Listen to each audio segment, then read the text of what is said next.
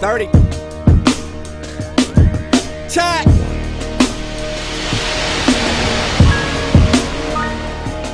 Adriela, right? I'm here with Adriela. How you doing, Adriela? Hi, Daniel Brown. And this is what? Daniel Brown. No. Oh. Daniel Siwa. Oh, you are so mean. What did you do? How do you know my last name? Don't worry about it. You looked on Wikipedia? No. Where did you get my last name from? What's my middle name? I'm not too sure. Middle name is Dewan. Dewan. Daniel Dewan. See Ain't what? that swag? Daniel Dewan. Sorry, sir. Dewan. Dewan. Sewell. Daniel Dewan Sewell. Okay, cool. Alright, so this is what? This is the Long Live ASAP tour. And what is this program called, though? This program was called, I don't know what this program called again. I Higher forgot. Learning? Like Ice Cube movie Like Ice Cube movie. with Tyra Banks With Tyra Banks. and Michael Rappaport Yes. and Busta Rhymes. Yes.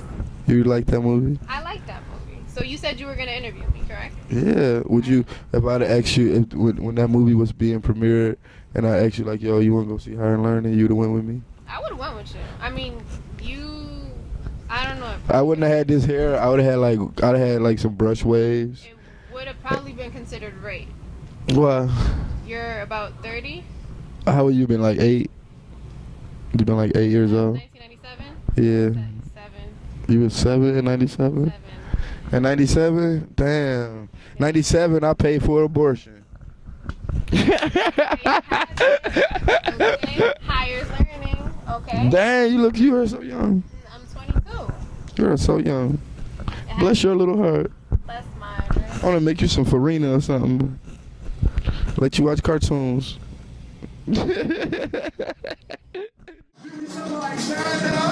Handling the situation.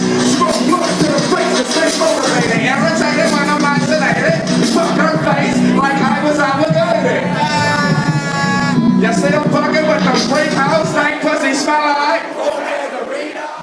Nah, I'm never getting friend zone. I don't play that. I let that get out of that quick.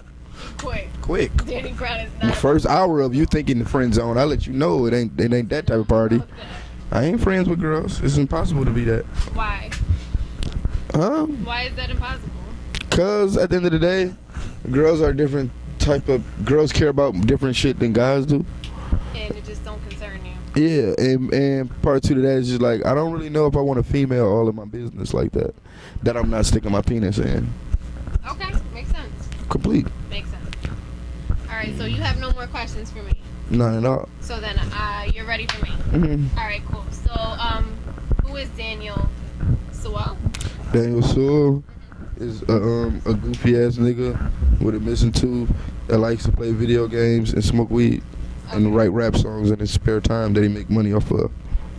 Alright. So, what is higher learning to you? Higher learning, I don't know. I dropped out of school in the 10th grade and I really didn't like school, not as long as I can remember. I didn't really have to care about learning anything. I guess I was like born already smart and shit. So I never really cared about like any type of education. How do you know you were born already smart? Like, Look at the way I talk. Do I sound uneducated? you sound very Even though I don't know how to pronounce words right, but I think that's just because I'm from the Midwest and I'm kind of country a little bit. But I think I'm the smartest 10th grade dropout anybody could ever meet. Okay, respectable. Okay, so why would you say that, would you say that being from Detroit influenced your music? Like, how did that influence? It didn't influence it too much at all. No? Only thing it did was make me be better because Detroit is so fucked up and boring that I didn't really have nothing to do, so the only way I could entertain myself was making music. So by me being stuck in my basement with nothing to do, me making music all the time, and eventually I got good at it. And that's all it is. So if I wasn't from there, if I was in LA, if I was in New York, if I could go outside and had something to do, I probably wouldn't be that good at music. Okay, do you think that that's why like your raps and shit is so raw? You know what I mean? I think it's just, I wouldn't necessarily say raw, it's just that I just believe that My music pertains to a different type of audience. I'm not trying to be on the radio. I'm not trying to be on MTV. I make music for the people that just want to hear that type of shit. So, you know, I have to pertain to them. It's MTV and radio have they people. So it's another side of the world. It's a whole flip side of that coin. Somebody have to be there for those people. Okay. That's me. That's you. All right. I can understand that.